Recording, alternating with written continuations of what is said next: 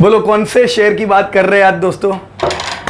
जी हाँ दोस्तों, अभी स्पोर्ट्स रिलेटेड एक कंपनी का आईपीओ आया था। क्या नाम है उसका? You can write down in the chat box. Campus IPO आया, आईपीओ सब्सक्राइब हुआ, चला भी गया है अभी तो। लेकिन हम आज कैंपस के बारे में इंफॉर्मेशन इसलिए लेंगे ताकि आप लोगों को आने वाले समय में भी जितने भी आईपीओ आने वाले हैं, आप वो जान सको कि कोई भी कंपनी जब आईपीओ में आती है तो क्या क्या चीजें उसमें देखनी चाहिए और आप अपने आप डिसीजन कैसे ले सको। राइट? सबसे महत्व की जो चीजें हैं दोस्तों, नए आईपीओ में हमें ये पूछना चाहिए कि जो कंपनी आई है उसका बैकग्राउंड क्या है, वो कौन से सेक्टर को बिलोंग करती है। जैसे कैंपस एक शूज बनाने की कंपनी है, फुटवेयर की कंपनी है, वो फुटवेयर इंडस्ट्री से बिलोंग करती है। तो अगर फुटवेयर इंडस्ट्री तगड़ी चल रही है तो फायदा उसका कैंपस को भी होगा। राइट? हमें ये देखना चाहिए कि ये कंपनी का ग्रोथ होगा कि नहीं। अब ग्रोथ होगा कि नहीं का तो क्या है, स्पोर्ट्स इंडिया में एक उभरती हुई इंडस्ट्री और स्पोर्ट्स की कंपनियों का तगड़ा ग्रोथ होना चाहिए। दोस्तों, चाइना में इसी प्रकार से पहले चाइना अंडर पेनिट्रेटेड था स्पोर्ट्स में। पिछले 2 दशक में जबरदस्त काम हुआ है चाइना में। और अभी चाइना की जो कंपनियां थी उन्होंने 30 to 40% कगार के रिटर्न पिछले दशक में दिए हैं। तो जबरदस्त ग्रोथ। तो इसीलिए हमें इंडिया में देखना चाहिए कि स्पोर्ट्स रिलेटेड जो कंपनी है उसको ग्रोथ मिलेगा। अगर हाँ तो बढ़िया है। फुटवेयर में जो दूसरी कुछ कंपनीज है, जैसे रिलैक्सो जैसी कंपनी है जिसने पिछले 2 दशक में 1000 गुना पैसा करके दिया है। Yes my dear friend, 1000 times. तो पैसा फुटवेयर में बना है, पर कैंपस में बनेगा कि नहीं, हमें क्या क्या चीजें देखनी चाहिए, कौन कौन कंपटीटर है, ये कितने बड़े बनेंगे, कौन से प्राइस पे ऑफर कर रहे हैं। आइए दोस्तों, इन सब चीजों की हम बात करें कैंपस फुटवेयर के आईपीओ रिलेटेड। सबसे पहली चीज, कैंपस फुटवेयर जो आईपीओ लेके आई है ये ऑफर फॉर सेल है। करीबन 4.4 करोड़ शेयर ऑफर किए जा रहे हैं। 292 रुपीज की अपर प्राइस बैंड है। तो करीबन दोस्तों आप गिन सकते हो 1400 करोड़ रुपए का फंड ये लोग रेज कर रहे हैं। पर ऑफर फॉर सेल है, मतलब ये जो पैसा है वो कंपनी के पास नहीं जाएगा।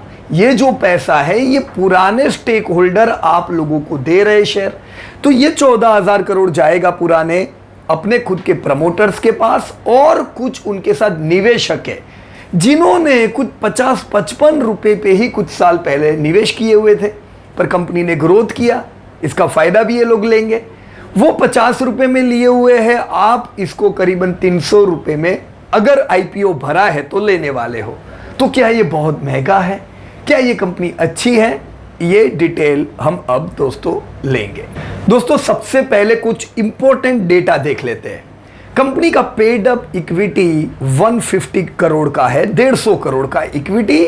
और जो रिटेन्ड अर्निंग इकट्ठा होती जाती है, जैसे जैसे कंपनी बड़ी बनती जाती है, कुछ इन्वेस्टर के भी फंड आते हैं, ये मिला के अभी टोटल इक्विटी यानी नेटवर्थ कंपनी का 400 करोड़ का है। दोस्तों, 400 करोड़ का नेटवर्थ, उसमें प्रमोटर्स का पेड अप कैपिटल 150 करोड़ रुपया। राइट? अब 150 करोड़ से जो कंपनी बनी, आज धंधा कितना कर रही है? सेल्स। दोस्तों, सेल्स अगर हम देखें तो करीबन 700 करोड़ के सेल्स इनके पिछले साल थे। लास्ट ईयर आपको पता ही है कि लास्ट ईयर का साल अफेक्टेड था। स्पोर्ट्स एक्टिविटी भी काफी बंद थी दोस्तों कोविड की वजह से। तो कंपनी का धंधा अफेक्टेड था, पर वैसे भी उसके पहले के साल ये करीबन 750 करोड़ का टर्नओवर करते थे। कंपनी में ग्रोइंग इसलिए कह सकता हूं क्योंकि पहले 500 फिर 700 और ये पिछला साल थोड़ा अफेक्टेड रहा। राइट? दोस्तों, प्री कोविड ईयर में ये लोग 60 करोड़ का प्रॉफिट करते थे। लास्ट ईयर इन्होंने 27 करोड़ का प्रॉफिट किया। तो अभी आप लोग गिन सकते हो दोस्तों, 700 करोड़ के धंधे पे 27 करोड़ का प्रॉफिट, कितना मार्जिन हुआ। This is important. उसके साथ और एक चीज गिननी चाहिए, टोटल इक्विटी हमने देखी 400 करोड़ की है। ये टोटल इक्विटी पे अफेक्टेड ईयर में भी इन्होंने 27 करोड़ कमाया है। नॉर्मल केस में ये 60 करोड़ कमाते थे, तो भी गिन लेना चाहिए 400 करोड़ पे अगर 27 करोड़ की इनकम, तो 14-15% तो रिटर्न ऑन नेटवर्थ हुआ। तो कंपनी का रिटर्न ऑन नेटवर्थ भी अच्छा है, कंपनी ग्रोथ भी कर रही है। कई कंपनियां लॉसेस कर रही होती है, जो नई होती है ये लोग प्रॉफिट कर रहे हैं। इसे सीधा बाटा से कंपेयर करो। देखो बाटा ने पिछले साल लॉस किया था कोविड की वजह से, पर ये कंपनी प्रॉफिट करके निकल गई। तो रिलैक्सो ने भी प्रॉफिट किया, आपकी कैंपस का भी प्रॉफिट है। बुरे समय में प्रॉफिट करे, ये ध्यान में रखने का, right. Important thing, pre Covid जब इनके प्रॉफिट अच्छे थे तब ईपीएस 2.88 था। लास्ट ईयर प्रॉफिट डाउन आ गए तो इनका ईपीएस 1 रुपए से भी कम आ गया, जैसा आप लोग देख रहे हो। अब ये अफेक्टेड ईयर का ईपीएस है, आप इसको कंसीडर करोगे तो बाटा का तो पी नेगेटिव चला जाएगा, क्योंकि बाटा ने लॉस किया था, राइट। ये जो कंपनी है इसका प्रॉफिट कम था पिछले साल, तो ईपीएस कम है। अभी ये साल हम यहां से बढ़िया जंप की उम्मीद करेंगे, प्रॉफिट आपके अच्छे आएंगे इस साल, और ईपीएस 3 रुपए के आसपास तो इसी साल आने की उम्मीद करनी चाहिए। तो अब आप जब 300 रुपए के 292 रुपीज से जब कंपेयर करोगे तो भी करीबन 100 रुपए का तो पी ये कंपनी का हुआ।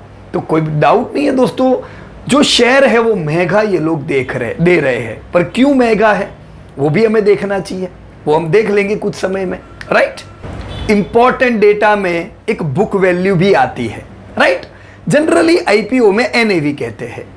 अब कंपनी की जो बुक वैल्यू है करंट स्टेटस पे 13 रुपया है। 13 रुपया की बुक वैल्यू, यानी आप 292 पे कर रहे हो, आपको दो चीजें मिलती है।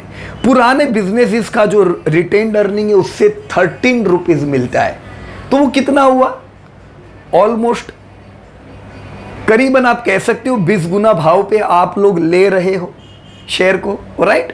उसके अलावा चलो अर्निंग आपको कितनी मिलेगी, तो अर्निंग आपको 3 रुपए की मिलेगी 300 रुपए पे, तो वो 1% जैसा ही हुआ, जो बहुत ही कम है। एक चीज क्लियर है, ये भाव ज्यादा है उसमें कोई डाउट नहीं है, लेकिन ये कंपनी ने बुरे समय में प्रॉफिट करके दिया, तो ऐसी कंपनी में हम कंसिस्टेंट अर्निंग की उम्मीद कर सकते हैं। इसकी वजह से भी थोड़ा महंगा मिलता है, राइट। कंपनी अगर बार बार प्रॉफिट लॉस करे तो उनका पी वैल्यूएशंस डाउन हो जाते हैं, राइट। इसके साथ और एक चीज इंपॉर्टेंट डेटा क्या देख लेने का, देखो ये ईगल्स आई व्यू देख रहे हैं, इनकम स्टेटमेंट बैलेंस शीट दोनों को मिला के। तो जब ईगल्स आई व्यू करते हो तब बोरोइंग भी देख लेने की। ये कंपनी पे बोरोइंग है करीबन 174 करोड़ की। अब 174 करोड़ की बोरोइंग, ये बोरोइंग को किसके साथ कंपेयर करने का, टोटल इक्विटी जो 400 करोड़ की है। 400 करोड़ की इक्विटी, 174 करोड़ का बोरोइंग, हम अंदाजे से कह सकते हैं 0.50% बोरोइंग है इक्विटी के मुकाबले, राइट। तो ये बहुत महंगा नहीं है, कंफर्टेबल है, मतलब बहुत ज्यादा नहीं है, it is comfortable borrowing. But still when you are comparing it with peers, अगर आपको दूसरी डेप्ट फ्री कंपनियां मिलती है जो इसके प्रकार से ग्रोथ भी करती है, जैसे आपकी रिलैक्सो डेप्ट फ्री है, तो प्रायोरिटी डेप्ट फ्री पे ज्यादा रखनी चाहिए, क्योंकि यहां पे अगर ये बोरोइंग है, कितना बताया हमने, ऑलमोस्ट 180 करोड़ गिनो, तो 180 करोड़ के मुकाबले 18-20 करोड़ रुपया तो हर साल का पे आउट जाएगा ना इंटरेस्ट का। अब ये आप ही की कंपनी है, जब आप शेयर होल्डर बनते हो, जब आपका कमाने का समय आता है तो ये 20 करोड़ रुपए भी इफेक्ट करते हैं। 10 साल के 200 करोड़ रुपए चले गए, राइट। तो still I will say dept is not high, लेकिन अगर आपके पास चॉइस है डेप्ट फ्री कंपनी की, चॉइस वो करने की, राइट फ्रेंड्स। तो ये था दोस्तों eagle eye view on income statement combined with balance sheet, right. तो दोस्तों ईगल्स आई व्यू से क्या जानकारी मिली, कंपनी अपने बिजनेस को बढ़ा पा रही है, टॉप लाइन बढ़ेगी तो कल आपके प्रॉफिट भी बढ़ेंगे। आज जो आपके प्रॉफिट्स है दोस्तों वो करीबन 8% मार्जिन के हैं, ये मैं प्री कोविड लेवल के बता रहा हूं। पिछले साल कम थे, पर आप उम्मीद रखो ये वापस प्री कोविड लेवल के मार्जिन आ जाएंगे। तो आपकी ये कंपनी 7-8% के मार्जिन पे है। कंपनी की बुक वैल्यू हमने बता दी कितनी है। कंपनी पे बोरोइंग भी है, इसको भी ध्यान रखो, बहुत हाई नहीं है पर चलो डेप्ट फ्री भी नहीं है। इन सारी चीजों के आधार पे आप कह सकते हो कंपनी एक्स्ट्रा ऑर्डिनरी नहीं है, वो रिलैक्सो है, पर ये कंपनी भी अच्छी है और ग्रोथ की उम्मीद है, राइट। दूसरी दोस्तों, जब बैलेंस शीट हम लोग देखते हैं तो उसमें एक दो चीज़ें देख लेनी चाहिए। एक लिक्विडिटी प्रॉब्लम तो नहीं है। लिक्विडिटी प्रॉब्लम के लिए करंट एसेट करंट लायबिलिटी के साथ कंपेयर कीजिए। यहाँ पे भी हम देख पा रहे हैं ज़्यादा करंट एसेट से लायबिलिटी के मुकाबले, सो डेट्स गुड। दूसरा, डेप्ट रेशियो देख लीजिए, यानी लायबिलिटीज़ को आप टोटल लायबिलिटी को टोटल एसेट से कंपेयर कीजिए। यहाँ पे भी हम देख पा रहे हैं टोटल लायबिलिटीज़ एसेट्स के मुकाबले आधी है। तो कंपनी में ना सॉल्वेंसी प्रॉब्लम है, ना शॉर्ट टर्म और कोई इशू है, राइट। ओवरऑल अगर पैसा डालते पैसा बन सकता है दोस्तों। इसके अलावा दोस्तों, ऐसे ही जो कंपनियां होती है वो कुछ अपने आउटलेट्स ओपन करती है जिनकी लीज लायबिलिटी होती है। यहाँ पे हम देख पा रहे हैं 65 करोड़ की लीज लायबिलिटी है। तो ये लीज लायबिलिटी का भी पैसा जाएगा जो धंधा होगा उसमें से, राइट। 65 करोड़ लीज लायबिलिटी और बोरोइंग, दोनों को मिला के आपका कॉस्ट पे इफेक्ट पड़ेगी। ट्रेड रिसीवेबल देख लेना चाहिए। अब ट्रेड रिसीवेबल यहाँ पे करीबन 100 करोड़ का है, धंधा 700 करोड़ का है, ऐसा नहीं है कि बहुत ज़्यादा है। सो ओवरऑल अगर हम पूरी बैलेंस शीट को कंबाइन करें तो बहुत ज़्यादा प्रॉब्लम यहाँ पे नहीं है। It's good balance sheet, again not best like Relaxo, but it is good. जो पैसा लगाएंगे आने वाले समय में पैसा बनेगा बस, राइट। दोस्तों, इनकम स्टेटमेंट जब हम देखते हैं उसमें धंधा बढ़ रहा है कि नहीं बढ़ रहा है देखना जरूरी है। जो हमने देखा बढ़ रहा है, पिछले साल नहीं बढ़ा, इस साल वापस बढ़ जाएगा। खर्चे कितने हैं वो देखने जरूरी है। उसमें फाइनेंस कॉस्ट करीबन 17-18 करोड़ की है जो डेब्ट और लीज की वजह से लगती है। कुल मिला के प्रॉफिट कंपनी हर साल कर पा रही है। ये साल भले कम प्रॉफिट है पर इस साल वापस बढ़ने वाला है, so no need to worry. ये सब मिला के मेरे को क्या मिलता है as a individual share holder, मेरे पास 3 रुपए का ईपीएस और जो बुक वैल्यू है वो मेरे हिस्से आती है 300 रुपए भरने के बाद। भाव महंगा है, फॉल में हम ले सकते, पर ओवरऑल जो माल मिल रहा है वो बुरा नहीं है, राइट। दोस्तों, अब दो चीजें देख लेते हैं। एक ऑब्जेक्ट ऑफ द ऑफर। वैसे मैंने ऑब्जेक्ट ऑफ द ऑफर पहले ही क्लियर कर दिया कि ऑब्जेक्ट क्लियर है। जिन्होंने पैसे डाले हुए इन्वेस्टर उनको गेन हो, प्रमोटर के कुछ पैसे बाहर निकले, ये उनका ऑब्जेक्ट है। कंपनी की कोई डेब्ट कम नहीं होने वाली है, कंपनी का कोई वर्किंग कैपिटल बढ़ने नहीं वाला है इससे। दूसरी चीज दोस्तों, बेसिस, कौन से बेस पे 100 के पी पे आप शेयर ले रहे हो 292 रुपीज पे, ऑन व्हाट बेसिस। जब बेसिस देखे, पहली चीज देखे दोस्तों ग्रोथ, जो हमने देखा बढ़िया ही है तो टिक मार्क हो गया। दूसरा देखे दोस्तों अर्निंग पर शेयर आपको कितनी मिल रही है, तो हमने वो भी देखी 3 रुपया मिल रही है, जो अच्छी अर्निंग है, बुरी नहीं है, लेकिन कंसिस्टेंट भी है। अर्निंग के मुकाबले भाव थोड़ा ज्यादा है, राइट, तो महंगा तो है। तीसरी चीज देखने की कि कुछ बुक वैल्यू है कि नहीं, कि वो खाली होने को आया है पूरा पैसा, ऐसा नहीं है। बुक वैल्यू है दोस्तों, आपको 10 रुपए जितनी बुक वैल्यू भी मिल रही है, राइट। तो आपको बुक वैल्यू, अर्निंग, ग्रोथ, ये सब चीज का कॉम्बिनेशन है। रिटर्न ऑन नेटवर्थ चौथी चीज देखने की। रिटर्न ऑन नेटवर्थ यानी कंपनी की जो एसेट्स हुई, इक्विटी, टोटल इक्विटी, उस पर कितना रिटर्न मिल रहा है।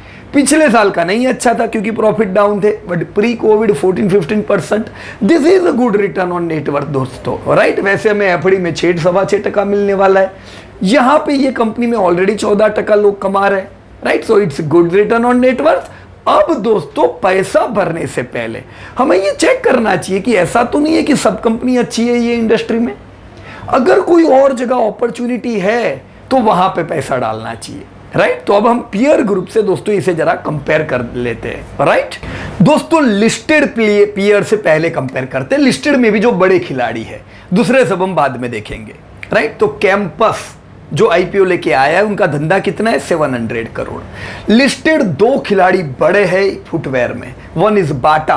अब बाटा अंग्रेजों के जमाने की है, इट्स एन मल्टीनेशनल कंपनी जिन्होंने आजादी से पहले से यहाँ पे शूज बेच रहे और बहुत ही सक्सेसफुल बेच रहे हैं।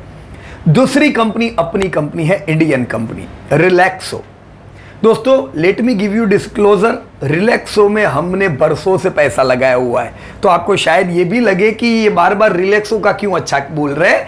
मैं आपको पहले से बता दूं, यस वी हैव इन्वेस्टेड, पर क्या कारण है, मैं नहीं कहता आप इन्वेस्ट करो, राइट, पर कुछ कारण है जिनकी वजह से इन्वेस्ट किया होगा, राइट। रिलैक्सो जो है वो जब मैंने निवेश किया था तब वो बाटा से छोटी कंपनी थी, बाटा से कम धंधा करते थे।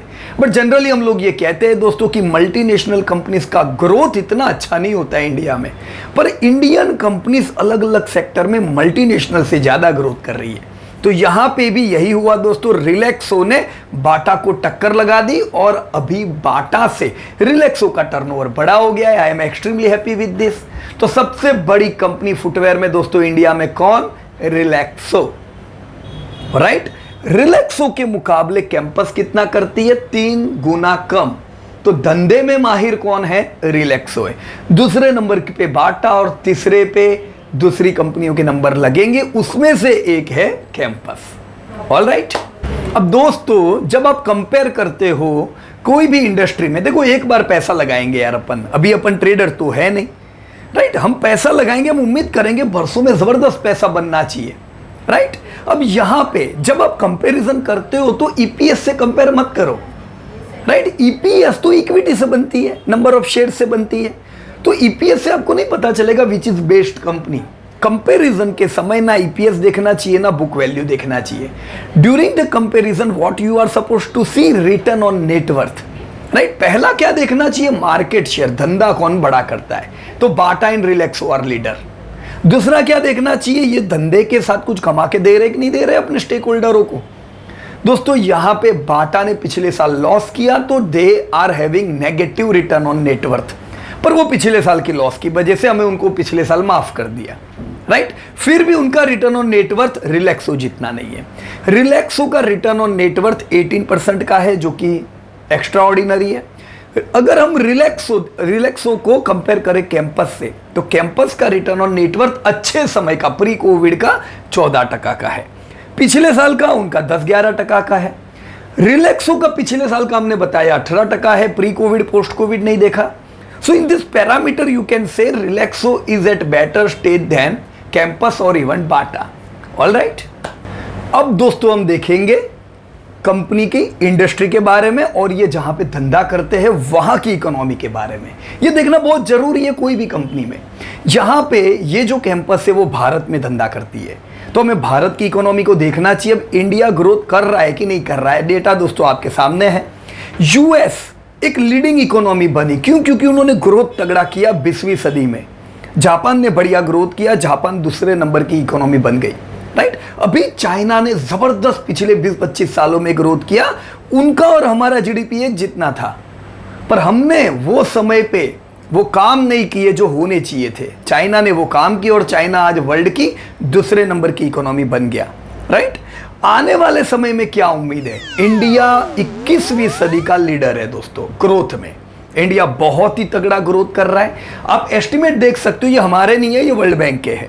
एस्टिमेट इंडिया पे डबल डिजिट ग्रोथ का है, जो कि चाइना से ज्यादा है, हमसे आगे अगर जर्मनी है, अगर हमसे आगे जापान है, हमसे आगे यूएसए है, सबसे तगड़ा ग्रोथ इंडिया का है।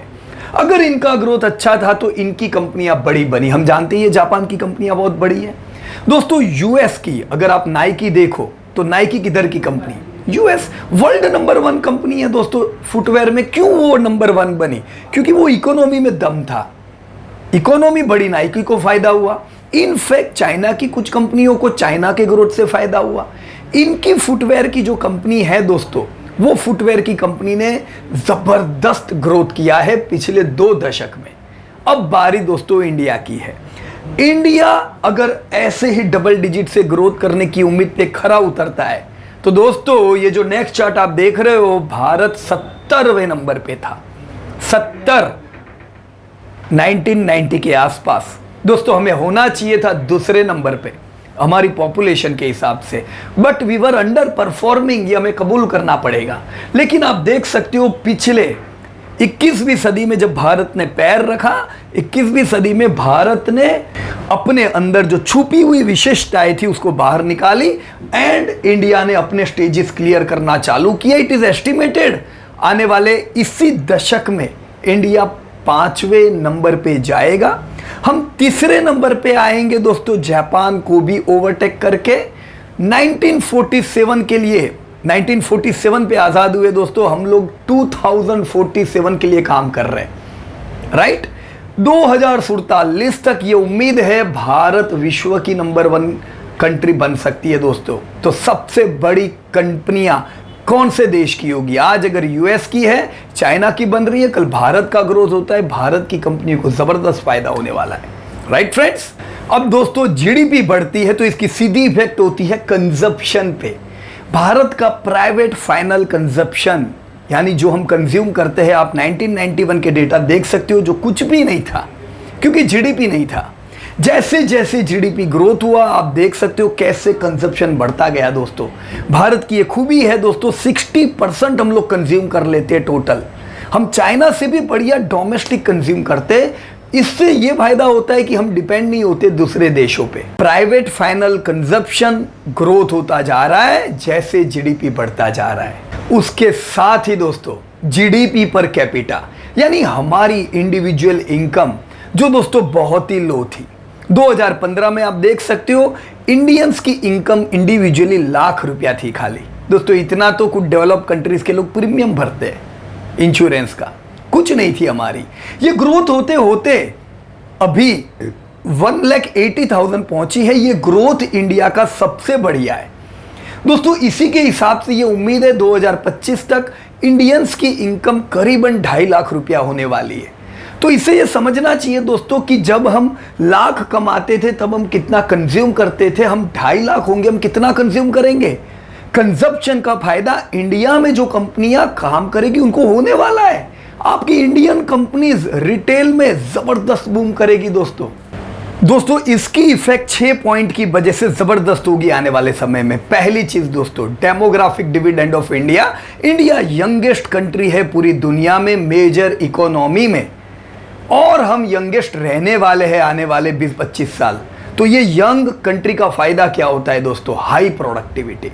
दूसरा, वुमन वर्कफोर्स ऐड होता जा रहा है। आज आप देख रहे हो जो नई इंडस्ट्री है फाइनेंस टेक्नोलॉजी, वहां पे वुमेन्स 50% तक भी दिख रही है। तो इससे क्या फायदा होता है दोस्तों? इंडिविजुअल हाउस होल्ड इनकम बढ़ती है जो कंजप्शन को बूस्ट करती है। तीसरा, अर्बनाइजेशन जो इंडिया में जबरदस्त होगा। अभी हम रूरल कंट्री है, ज्यादा जीडीपी अभी भी अर्बन से आती है। आने वाले समय में इंडिया में अर्बनाइजेशन का फेज होगा और अर्बन की जीडीपी और जबरदस्त बढ़ेगी। चौथा पॉइंट, ग्रोइंग मिडिल क्लास। दोस्तों growing middle class is very important, क्योंकि सिर्फ अगर हम 2009 के डेटा देखें तो $10,000 से $50,000 सालाना कमाने वाले हाउस होल्ड खाली 4% थे। यही समय दोस्तों पॉवर्टी लाइन के नीचे कितने सारे लोग थे। अभी आपने वर्ल्ड बैंक का डेटा देखा होगा कि इंडिया सफल हुआ है अत्यंत गरीबी रेखा के नीचे से सबको बाहर निकालने में। इंडिया ने नहीं बोला है, वर्ल्ड बैंक का डेटा है ये। राइट। वैसे ही दोस्तों 2025 तक आज जो खाली 5% लोग $10,000 से $50,000 सालाना कमाते हैं, ये 30% हो जाएंगे। इंडिया का जो मिडिल क्लास है वो बढ़ने वाला है। तो जो नीचे से जो लोग हैं वो अपने आप को अपग्रेड कर रहे हैं। Even rich class in India is going to increase. हम हर 2 में से एक व्यक्ति को दोस्तों अपर क्लास में देखने वाले हैं। इससे कंजप्शन बूस्ट होता है। पांचवी चीज, न्यूक्लियराइजेशन। एक फैमिली से बेटा अर्बन में जॉब के लिए जाता है या बिजनेस करने के लिए जाता है तो 2-2 घर होते हैं। 2 घर 3 घर, ज्यादा चीजें कंज्यूम होती है, ये इकोनॉमी को बूस्ट करता है। राइट। इसके साथ एक और चीज, छठी, डिस्पोजेबल इनकम इंक्रीज होती है। दोस्तों जनरल केस में यह देखा जाता है कि जब हमारी इनकम बहुत कम होती है तो मेजॉरिटी कॉस्ट खाने की होती है। खाने पे 50% जितनी कॉस्ट रूरल में अभी भी खाने के पीछे है। जब हमारी इनकम बढ़ती है तो डिस्क्रिशनरी स्पेंडिंग बढ़ती है। तो ये जो इनकम बढ़ेगी इससे डिस्क्रिशनरी स्पेंडिंग बढ़ेगी और कंपनियों के टर्नओवर जबरदस्त बढ़ेंगे। तो पैसा इंडिया में जबरदस्त बनने वाला है। रेडी हो जाओ दोस्तों अब हम देखते हैं रिटेल मार्केट कैसा रहेगा। सबसे पहला, रिटेल मार्केट कंपेयर किससे करना चाहिए? टोटल जीडीपी 2015 में अगर आप जीडीपी देखो दोस्तों 1.7 ट्रिलियन थी, उसका आधा प्राइवेट फाइनल कंजप्शन था और उसका आधा रिटेल के हिस्से आता था, यानी करीबन ½ ट्रिलियन रिटेल था। आप अगर आज के डेटा देखो, पिछले साल के मतलब 2021 के, दोस्तों हमारा जीडीपी 2.6 ट्रिलियन था, उसका आधा प्राइवेट फाइनल कंजप्शन था और उसका आधा रिटेल था, यानी 0.75 ट्रिलियन। 2025 में इंडिया की इकोनॉमी 4 ट्रिलियन पार हो जाएगी, 4-5 के बीच में। प्राइवेट फाइनल कंजप्शन उसका आधा, करीबन 2.3 ट्रिलियन तो हम कंज्यूम करने वाले हैं, उसका आधा यानी 1 ट्रिलियन तो रिटेल मार्केट हो जाएगा दोस्तों। तो ये बहुत बड़ा मार्केट है। अगर रिटेल मार्केट 1 ट्रिलियन होता है तो बहुत सी कंपनियां बड़ी बनने वाली है, राइट।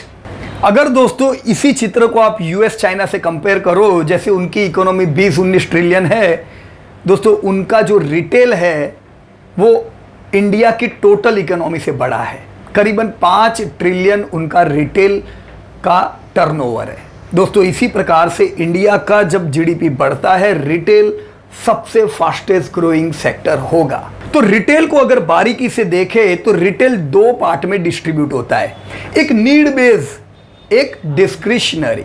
नीड बेस में गिना जाता है ग्रोसरी और फार्मेसी। डिस्क्रिशनरी में क्या क्या आता है, आपका consumer electronic, apparel, footwear, jewellery वगैरह वगैरह। ज्यादातर हमें ये डेटा में 2 चीज देखनी चाहिए। पहला, किसका कितना हिस्सा है। तो सबसे बड़ा हिस्सा किसका है दोस्तों, नीड बेस, यानी फूड और ग्रोसरी के हिस्से में रिटेल का सबसे बड़ा हिस्सा जाता है। दूसरा हिस्से के साथ दूसरा क्या देखना था, ग्रोथ। ग्रोथ अगर हम फूड एंड ग्रोसरी का देखें तो वो 5-6% से बढ़ेगा। अब फुटवेयर पूरे रिटेल में एक छोटा सा हिस्सा है, खाली 1-2% हिस्सा फुटवेयर के हिस्से में आता है, क्योंकि हम हमारा साल का खर्चा अगर गिने तो उसमें आप देख सकते हो आप जूतों के पीछे कितना खर्चा करते हो, it's around 1-2% of total retail. लेकिन फुटवेयर जो है वो सबसे फास्टेस्ट ग्रोइंग इंडस्ट्री में से है। फुटवेयर दोस्तों 20% प्लस का ग्रोथ करने वाला है इस दशक में। आप देख सकते हो दोस्तों, ज्यादातर डिस्क्रिशनरी जो चीजें हैं वो सब 20% एपरल, ज्वेलरी, ये सब 20% से बढ़ने वाले हैं। तो यहां पे तगड़ा पैसा बनने वाला है। इसीलिए आपने देखा होगा कि जो बड़ी बड़ी कंपनियां आजकल शोरूम किस चीज के खोल रही है, टाइटन हो गया, आपका रिलायंस रिटेल हो गया। क्यों ये लोग ये सब अलग अलग प्रोडक्ट में आ रहे हैं, क्योंकि यहां पे तगड़ा पैसा बनने वाला है, राइट। इसमें कुछ की ट्रेंड प्ले कर रही है। की ट्रेंड में एक कंज्यूमर डायरेक्ट कंपनी से खरीदना चाहते हैं, D2C। ये D2C जो लोग लेके आएंगे डायरेक्ट ई कॉमर्स के द्वारा, उनका भी ग्रोथ बढ़िया होगा। दूसरा, लोग ब्रांड खरीदना चाहते हैं, मतलब अभी अगर कोई खरीदने जाता है वो ब्रांड देखता है ये कौन सी कंपनी का है। तीसरा, प्रीमियमाइजेशन। देखो आज तक इंडिया में प्रीमियमाइजेशन नहीं चलता था, पर अब जैसे इंडियंस की इनकम बढ़ रही है प्रीमियमाइजेशन पे ज्यादा ध्यान होगा। तो यही सब चीजों को ध्यान में रख के दोस्तों कंपनियां भी अपना ग्रोथ करेगी। तो रिटेल में ये सब सेगमेंट आए, पर रिटेल का जो धंधा होता है वो 2 प्रकार से होता है। एक होता है ऑर्गेनाइज्ड रिटेल और एक होता है अनऑर्गेनाइज्ड रिटेल। दोस्तों टोटल रिटेल में ऑर्गेनाइज्ड रिटेल सिर्फ 12% का हिस्सा अभी रखता है ये समय पे, पर ये उम्मीद की जा रही है कि आने वाले 2025 तक ही ये 12% 20% तक पहुंच जाएगा। तो जो कंपनियां जो ऑर्गेनाइज वे में आगे बढ़ रही है उन लोगों के हिस्से ग्रोथ बड़ा आने वाला है। अगर रिटेल 20% से बढ़ता है तो अब आप सोच लो जो ऑर्गेनाइज वे में कंपनियां बढ़ रही है उनका कितना ग्रोथ होना है, तगड़ा पैसा बनना है। यहां पे रिटेल में अलग अलग प्रोडक्ट्स जो होती है उनमें ऑर्गेनाइज रिटेल के कुछ प्लेयर हैं, जैसे फूड एंड ग्रोसरीज। हमने देखा इनका ग्रोथ खाली 6% का होगा, लेकिन ऑर्गेनाइज प्लेयर जो लोग हैं उनका ग्रोथ डबल डिजिट में होगा। क्यों? क्योंकि वो लोग अनऑर्गेनाइज प्लेयर का भी हिस्सा खाएंगे। ये लोग करीबन 2025 तक हम देखेंगे कि 9% पेनेट्रेट हो जाएंगे। इसमें कंपनियां कौन सी हैं? आपके डीमार्ट, रिलायंस रिटेल, बिग बाजार वगैरह वगैरह। ज्वेलरी अगर हम देखें दोस्तों, ज्वेलरी का ऑर्गेनाइज मार्केट में पेनेट्रेशन थोड़ा ज्यादा होता है, 40% जितना, क्योंकि एक प्रीमियम प्रोडक्ट है, लोग रिस्क नहीं लेना चाहते। इसमें कौन सी कंपनियां हैं? आपकी तनिष्क जैसी, टाइटन, राइट, फिर है दोस्तों अप्रैल। अप्रैल में भी दोस्तों ऑर्गेनाइज प्लेयर बड़े बनते जा रहे हैं। करीबन 44% हिस्सा ऑर्गेनाइज प्लेयर के पास आएगा अप्रैल में, ये उम्मीद है। तो अप्रैल में कौन सी कंपनियां हैं, राइट? कुछ स्टोर्स है बड़े बड़े जो अप्रैल के लिए फेमस है। याद करो कहां पे आप पैसा डाल रहे हो, right? Central, shopper stop, west side, right? आपकी पेज इंडस्ट्री, ये सब क्या कर रहे हैं? ये अप्रैल के ग्रोथ का फायदा ले रहे हैं। उसी प्रकार से फुटवेयर में 38% ऑर्गेनाइज प्लेयर के पास मार्केट होगा, जो आपका बाटा, रिलैक्सो, कैंपस वगैरह के हिस्से में जाएगा। और अलग अलग रिटेल है जो अपना हिस्सा बढ़ाएंगे, राइट? तो दोस्तों इतना तय है, इंडिया फास्टेस्ट ग्रोइंग, उसमें रिटेल बड़ा बनेगा, उसमें फुटवेयर का ग्रोथ जबरदस्त रहेगा। तो हम इन कंपनियों पे फोकस कर सकते हैं। पर ये जो आपकी कैंपस है, ये तो स्पोर्ट्स के रिलेटेड फुटवेयर करती है, तो स्पोर्ट्स देखना जरूरी है। अब स्पोर्ट्स अभी इंडिया में कैसा है, ये देखने के लिए हमें स्पोर्ट्स को कुछ दूसरी कंट्रियों के साथ कंपेयर करना पड़ेगा, राइट? स्पोर्ट्स का दोस्तों सबसे बड़ा मार्केट है यूएस और चाइना। दोस्तों यूएस सबसे बड़ा अगर मार्केट है, तो हमें स्पोर्ट्स को ऐसे देखना चाहिए कि स्पोर्ट्स वैसे पेनिट्रेटेड कितना है दुनिया में। दोस्तों दुनिया में हर 100 में से 33% लोग कोई ना कोई स्पोर्ट्स में आज एक्टिव है, 33%। इतना जो आजकल जो स्पोर्ट्स के अलग अलग इंटरनेशनल इवेंट हो रहे हैं, जैसे विंबलडन, फुटबॉल, क्रिकेट, इन चीज़ों की वजह से लोगों की स्पोर्ट्स में रुचि बढ़ती जा रही है और स्पोर्ट्स की इंडस्ट्री बढ़िया ग्रोथ कर रही है। क्योंकि ओवरऑल स्पोर्ट्स दोस्तों हमें फिजिकल फिटनेस और मेंटल हेल्थ दे सकता है। मुझे ये बताते हुए प्राउड होता है कि मेरे को अगर कोई चीज़ ने स्ट्रॉन्ग बनाया है तो वो स्पोर्ट्स के साथ के लगाव ने। बरसों से जब स्पोर्ट्स के साथ जुड़े थे तो एक चीज़ पता रहती है कि शुरुआत बहुत ही मुश्किल रहेगी। अगर आप कोई भी चीज़ के साथ कंसिस्टेंट रहोगे तो आप सफल हो जाओगे। ये सब चीज़ें कहाँ से सीखने को मिलती है? डेली अर्ली मॉर्निंग पे उठना ये कौन सिखाता है? ये डिसिप्लिन स्पोर्ट्स देता है। तो स्पोर्ट्स बेहद ज़रूरी है नॉर्मल लाइफ में भी दोस्तों, राइट? सो दोस्तों हमने दुनिया का डेटा देखा कि 33% लोग स्पोर्ट्स में एक्टिव है। दोस्तों कुछ कंट्रीज बहुत अच्छा कर रहे हैं। हम लोग कहते हैं ना जनरली, अरे इंडिया कितने ओलंपिक लाता है, ओलंपिक मेडल। दोस्तों वर्ल्ड 33% इन्वॉल्व है स्पोर्ट्स में, जिसमें कुछ कंट्रीज जैसे ऑस्ट्रेलिया, न्यूजीलैंड, उनके 10 में से 7.5 लोग कुछ ना कुछ स्पोर्ट्स के साथ इन्वॉल्व है। अगर आप यूएस देखो, 10 में से 5 लोग स्पोर्ट्स में इन्वॉल्व है। इवन चाइना, जब वो भी हमारी तरह गरीब कंट्री था, उनका भी इन्वॉल्वमेंट कम था, पर पिछले इतने सालों में उन्होंने ग्रोथ किया। आज चाइना में भी 10 में से 4-5 लोग स्पोर्ट्स में एक्टिव है। इसीलिए ये लोगों की मेडल की वर्षा होती है और स्पोर्ट्स वहां पे एक बड़ी चीज है। इसके कारण जो कंपनीज है वो बहुत बड़ी बड़ी हो गई। नाइकी, एडिडास वर्ल्ड लीडिंग कंपनियां बन गई। अरे इवन चाइना की जो 2 कंपनी है, ये चाइनीज कंपनियां कितनी बड़ी बन गई। वो आज दुनिया की कंपनियों को टक्कर दे रहे क्योंकि वो एक्टिव हुए। अब हम इंडिया का डेटा देखते हैं दोस्तों। इंडिया में अंदाजा लगाओ कितने लोग स्पोर्ट्स में एक्टिव होंगे। मैंने न्यूजीलैंड बताया, ऑस्ट्रेलिया बताया, यूएस बताया, चाइना बताया, और वर्ल्ड 33%। तो इंडिया में कितने लोग एक्टिव है? दोस्तों भारत में 10 में से हम नहीं गिन सकेंगे, हमें 100 में से गिनना पड़ेगा। दोस्तों 100 में से 6 लोग स्पोर्ट्स में एक्टिव पार्टिसिपेशन करते हैं। तो कितना पॉपुलेशन है उससे कोई फर्क नहीं पड़ता है हम कितने मेडल लाएंगे। हम कितने स्पोर्ट्स में एक्टिव है उससे मेडल बनते हैं। अगर 100 में से 6 लोग पार्टिसिपेट करते हैं तो मेडल वैसे ही होंगे। ये भी पिछले 5 साल में ये फिगर बहुत बड़ी है। हम जानते ही हैं दोस्तों, अब तक हम जिनकी कहानी सुनते थे उन्होंने कितने हार्डवर्क से मेडल दिलाए थे इंडिया को। आपने पीटी उषा देखा होगा, आपने कपिल देव देखे होंगे, आपने धोनी जैसी कहानी सुनी होगी, कैसे बैकग्राउंड से आए। मिल्खा सिंह, ध्यानचंद किस प्रकार से मेहनत किया, उनके पास कोई टूल्स नहीं थे, उन्होंने मेडल दिलाया। उनके लिए जबरदस्त सलामी होनी चाहिए। अब जब इंडिया बढ़ रहा है आगे, दोस्तों हमने देखा पिछले ओलंपिक में हमने कैसा बढ़िया परफॉर्म किया और अभी इंडिया की बारी है। ये देखो आने वाले ओलंपिक्स में और अलग अलग स्पोर्ट्स में हम कैसा तगड़ा परफॉर्म करने वाले हैं दोस्तों। कारण यह है हमारे कम पार्टिसिपेशन का कि हमारी इनकम लो है, तो हमें फोकस करना पड़ता है इनकम के ऊपर, जिसके कारण स्पोर्ट्स का फोकस नहीं होता है दोस्तों। यही तो चाइना में था, चाइना कमाई, आज चाइना में पार्टिसिपेशन बढ़ गया, इंडियन इनकम बढ़ रही है, नाउ यू सी पार्टिसिपेशन बढ़ेगा दोस्तों। हमारी जो इनकम लो है उसकी वजह से एवरेज इंडियन 150 रुपए का खर्चा करता है स्पोर्ट्स के पीछे।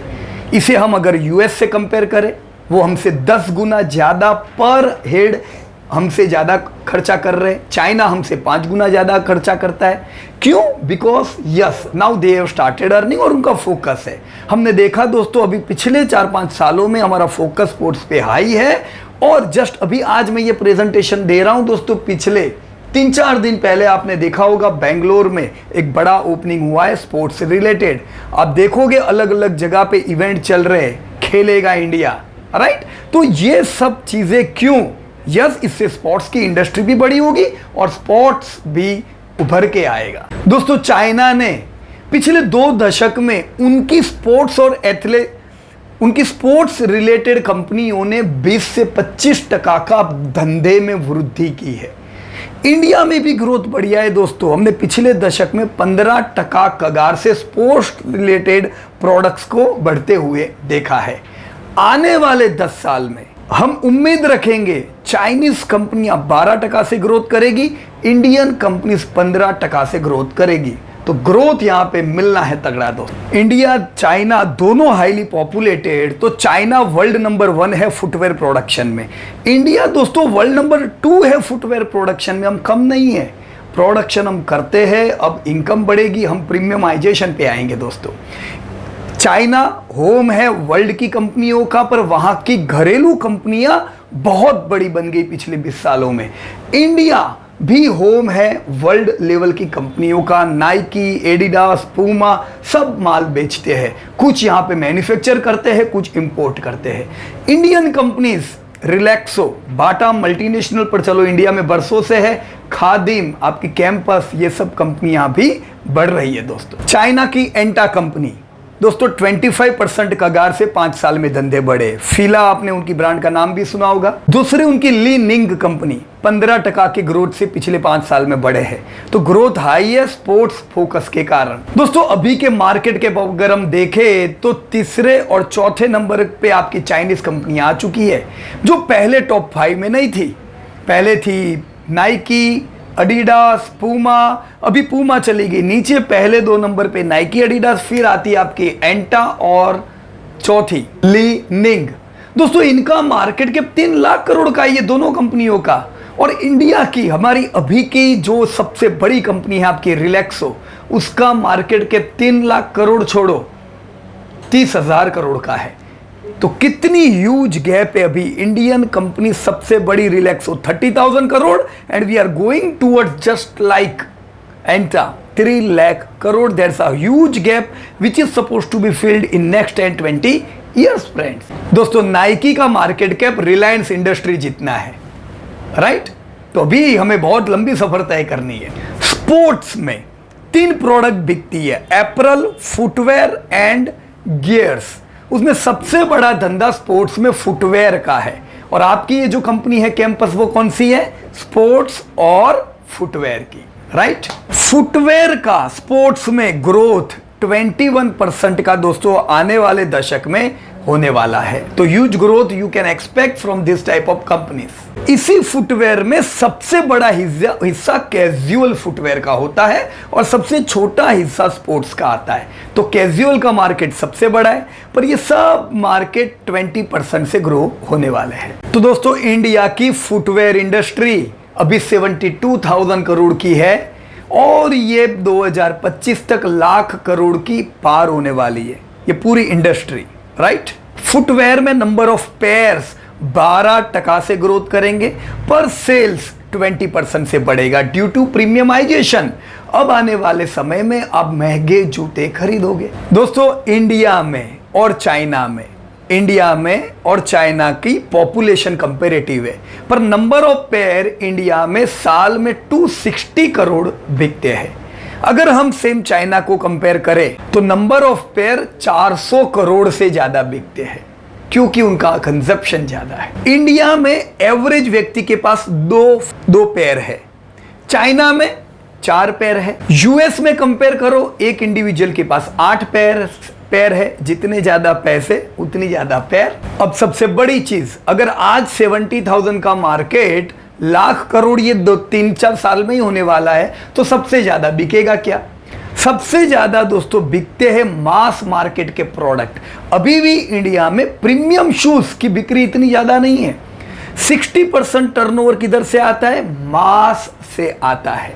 प्रीमियम प्रोडक्ट बेचने वाली कंपनियां 32% से ग्रोथ करेगी। उनका हिस्सा छोटा है पर ग्रोथ बड़ा होगा। मास मार्केट की कंपनियां भी 20% से ग्रोथ करने वाली। तो दोस्तों प्रीमियम में कौन आते हैं? आपके Nike, Adidas. Mid size economy में कौन आते हैं दोस्तों? खादिम, कैंपस, बाटा। मास मार्केट में प्रोडक्ट बेचने वाले कौन है? रिलैक्सो, लिबर्टी। अभी जो इंडिया में माल बिकता है वहां अडिडास का 80% माल प्रीमियम बिकता है, जबकि कैंपस का 45% माल इकोनॉमी प्राइस का बिकता है। रिलैक्सो का 80% माल मास मार्केट का बिकता है। अब ये सब करने के बाद किसका माल बिकता है? दोस्तों आप देख सकते हो, अडिडास हो, नाइकी हो, इंडिया की खादिम हो, मिर्जा इंटरनेशनल हो, आपकी बाटा के अलावा की ये दूसरी सब कंपनियां 1000 करोड़ के आसपास का धंधा करती है। तगड़ा धंधा दोस्तों बाटा और रिलैक्सो करता है सबसे ज्यादा। 2000 करोड़ के आसपास का टर्नओवर यही दो कंपनियों का आता है। तो मार्केट पे पकड़ किसकी है दोस्तों? रिलैक्सो और बाटा की ज्यादा। अब ये माल बेचने के बाद कौन कमाता है? प्रॉफिट मार्जिन अगर हम देखें तो भी दोस्तों रिलैक्सो के मार्जिन सबसे तगड़े हैं। डबल डिजिट वाली कंपनी है। कोविड ईयर में भी खाली रिलैक्सो है, बाकी किसी के मार्जिन कंपेरेटिव नहीं है, राइट? तो इनके आधार पे ही हम ज्यादा रिलैक्सो रिकमेंड करते हैं। धंधा भी वही करे, मार्जिन भी उसी के ज्यादा, डेट फ्री भी वो, फिर क्या सोचने का, राइट? तो कुल मिला के सब में से सबसे बढ़िया रिलैक्सो। आज हम कैंपस की बात कर रहे हैं तो कैंपस ब्रांड 2005 में स्टैब्लिश हुई और उनका फोकस है दोस्तों मास मार्केट नहीं, इकोनॉमिकल, जो बहुत प्रीमियम भी नहीं और मास भी नहीं, राइट? और ये अच्छा कर रहे हैं। 2005 से भी अब तक दोस्तों ये लोग 700 करोड़ के टर्नओवर पे तो पहुंच गए, प्रॉफिट भी कर रहे हैं, आगे भी बढ़ेंगे, राइट? सो फ्रेंड्स, हम उम्मीद कर सकते हैं अगर कैंपस में आपने निवेश किया हुआ है, आज आप 292 पे कर रहे हो, ये कंपनी आज 700 करोड़ की होगी, लेकिन 2030 तक हम इसको 2000 करोड़ के टर्नओवर पे पहुंचता हुआ देखेंगे। जो आज आपको 3 रुपया ईपीएस मिल रहा है, ये करीबन 8 रुपया अर्निंग पर शेयर बनेगी। दोस्तों 400-500 रुपया तो टारगेट आपको आने वाले 6-7 साल का रखना चाहिए, राइट? तो पैसा यहां पे अच्छा बन सकता है। आपका डिविडेंड भी आपको रेगुलरली कंसिस्टेंटली मिल सकता है, राइट? पर सबसे बढ़िया कंपनी कौन सी है? अगेन दोस्तों वही आती है जो आप लोगों ने परसों से लेके रखी हुई है, रिलैक्सो। अगर मैं कैंपस में निवेश करता हूं तो मुझे हमेशा ये सोचना चाहिए मेरा रिस्क रिवॉर्ड क्या है। सबसे पहले अगर आप रिस्क देखो तो यहां पे कुछ डेप्ट है, वो डेप्ट बहुत प्रॉब्लम वाली नहीं है, राइट? डेप्ट होने के बावजूद भी उम्मीद करेंगे ग्रोथ करेगा। रिस्क क्या है? ये महंगा दे रहे, तो आने वाले समय में जब गिरता है तब आप इसको ले सकते हो, राइट? रिवॉर्ड क्या है दोस्तों? रिवॉर्ड ये है कि कंपनी ने प्रॉफिट किए हुए, कंपनी आने वाले समय में प्रॉफिट करेगी। स्पोर्ट्स बूमिंग इंडस्ट्री है, फुटवेयर बूमिंग है, पैसा बनना चाहिए यहाँ पे, राइट फ्रेंड्स? रिस्क रिवॉर्ड दोनों को ध्यान में रखते हुए अगर कैंपस में आप निवेश करते हो, 0.5%, 1% से ज्यादा निवेश नहीं करना चाहिए, क्योंकि ओवरऑल रिटेल में अगर आप 15-20% डालते हो तो उसमें बहुत से सेगमेंट आते हैं, जिसमें एक सेगमेंट है फुटवेयर, राइट? तो फुटवेयर में पहली प्रायोरिटी रिलैक्सो होनी चाहिए। अगर रिलैक्सो में पैसा डालते 1-2% वी कैन डेफिनेटली इन्वेस्ट। हमारे पास करीबन दशक से रिलैक्सो है और हम अभी भी बीच में कई आईपीओ आए, खादिम आया, पर हम क्यों यहां से वहां डाइवर्ट हो? मेट्रो आया, again why we should divert? Still if this company is good, yes we can stay here for long. तो दोस्तों रेटिंग कितना देंगे आप? ग्रोइंग इंडस्ट्री, फंडामेंटल्स बहुत अच्छे नहीं, बुरे नहीं, अच्छे हैं, आप इसको 3 स्टार दे सकते हो, राइट। ये था दोस्तों रिसर्च हमारी ओर से। अब दोस्तों अगर आप लोग इसी प्रकार का रिसर्च सीखना चाहते हो, 2 इंपॉर्टेंट मीटिंग है मुंबई और पुणे की 7 और 8 मई को अटेंड कर सकते हो। ऐसी बहुत सी चीजें सीखने को मिलेगी दोस्तों।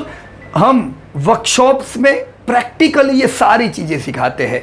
अभी 2 महीने कोई वर्कशॉप नहीं है दोस्तों, क्योंकि जनवरी मार्च बैच ऑलरेडी चल रही है, पर जून महीने से नई बैच स्टार्ट करेंगे। You can register in that batch from now onward. So thank you very much and best of luck to everybody. जय हिंद दोस्तों।